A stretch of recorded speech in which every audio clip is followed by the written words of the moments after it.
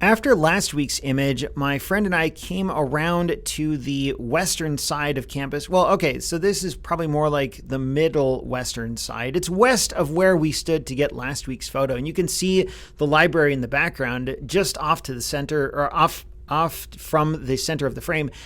And here you can see Theta Pond, which is one of the most, I'd say either the most or the second most photographed feature on the Oklahoma State University campus, the other being Low Library. And this happens to have both of them in the same image, so that's kind of cool.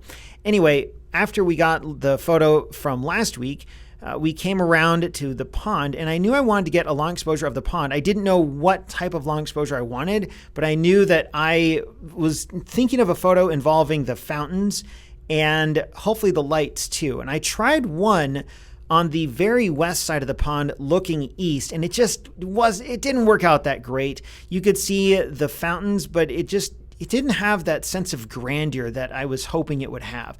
So I came around on the south side of the pond, and I saw this scene here, and I thought, this is it. This is going to be the photo that I want to do a long exposure. And it's weird if you've never done long exposure before, and I'm not speaking as an expert because I'm pretty new to this, but from my limited experience, you have to be pretty intentional about doing long exposures because time is so limited. So here, this was a 4-minute exposure. And the reason that I know it was 4 minutes was because most DSLRs or advanced cameras, they can't calculate an exposure value beyond 30 seconds. The meter just it's not built for it. So you have to calculate your exposure based on some pre-existing value, like 30 seconds or 20 seconds, 10 seconds, what have you. Now, when I set the ND filter on my camera to be activated, on my Fuji X100F, I set the ND filter to be on. I set the aperture to really small. I think probably f16. I set the ISO to 200, which is the lowest ISO it would go. And my meter told me that it would be underexposed by 3 stops. Well, what does that mean? Well, that means if I want to properly expose the image, I have to adjust something by 3 stops. I don't want to adjust the aperture. I don't want to adjust the ISO, so I have to adjust the shutter speed. So 30 seconds doubled is 60 seconds. Doubled again is 120 seconds. Doubled again is 240 seconds. That's 3 stops. That's a 4-minute exposure. So that's what I had to do. And in that time, I was really hoping to get the surface of the pond to just be turned into glass. And that's what you see here. And it worked out so well. I'm so happy with this photo. I guess if I could do it again differently, maybe I would position my camera a little differently. I actually like that the fountain is off to the side a little bit, and the library is kind of in the middle. Maybe I would have gone around a little more to the right to separate the library from the fountain a little bit. I'm not sure.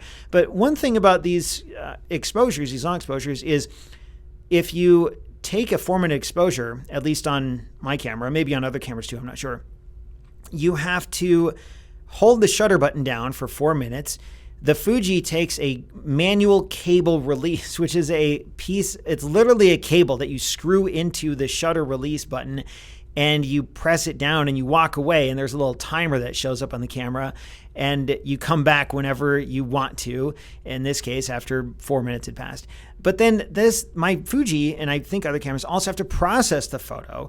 And so you're talking about 10 minutes of work for a single photo here. And in the cold, in the dark, it requires a lot of patience.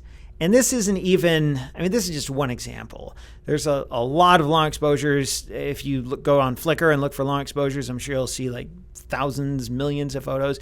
But this one photo, I could have done more, but I just didn't want to spend all night with this setup here. So I'm really happy with what I got, and I'm really happy that it worked out such that I didn't have to do 2, 3, 4, 5 photos and spend an entire hour at this scene. I think I did do 2 of these, and then we decided to keep going. And that's part of the fun of it. You really have to plan out your exposures because you don't have all day or all evening or whatever it might be. Final thoughts about this photo. one thing that you'll notice if you compare it to last week's is the colors are way different. The sky in last week's is super deep blue. Here it's more of a dull gray. Well, this is only, I don't know, 20, 30 minutes after the previous photo. What happened? Well, I edited the white balance to be different in both photos, and that was an intentional choice. I liked in the other one, I really wanted to accentuate the deep blue sky, and in this one, I wanted to make the colors of the lights that you see here really stand out. I wanted them to be nice and rich. I actually used 2 gradient filters in Lightroom, one from the top down and one from the bottom up, both adjusting the white balance a little differently. But you don't want to over edit a photo like this, otherwise it looks cheesy and over processed. So I tried to make my edits intentional and subtle but effective. Anyway, I've now talked for almost 6 minutes about this photo. I really like this photo and I hope you do too.